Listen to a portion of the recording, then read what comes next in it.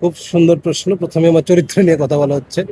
হ্যাঁ, আমার চরিত্রটা অত বেশি খারাপ না, যতটা খারাপ মানে বলা হচ্ছে। খুবই মজার একটা চরিত্র, এবং এই চরিত্রটা করতে আমার খুবই ভালো লাগছে, কারণ এটা অফিসের একটা গল্প। এবং অদ্ভুতভাবে আমি ট্রেলার দেখে একটু অবাক হয়েছি যে আসলে আমি ভাবছি পুরো অফিস নিয়েই গল্পটা, কিন্তু এরপর যে পরিবার নিয়ে এতগুলো শেড আছে, এতগুলো ক্যারেক্টার আছে, এতগুলো আছে, সেটা আমি ট্রেলার দেখার পর এবং ভাইয়ের কাছ থেকে শুনছি, তখন আমার ভালো লাগছে। আমার কাছে মনে হয়েছে আমি পুরো একটা বিশাল সমুদ্রের একটা কুয়ার মধ্যে বসবাস করতেছি আমার চরিত্রটা।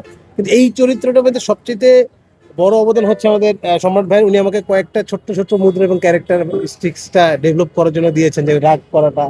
তো ওই জিনিসগুলো হয়তো আমি করতে পারছি, এবং ভাইয়া বলতে পারবেন আর ভালো আমি কতটুকু আসলে অ্যাডাপ্ট করতে পারছি।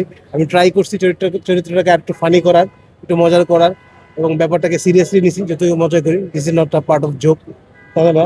তো আমি জোক করি না বেশি, আমি সিরিয়াসলি নিছি ব্যাপারটাকে।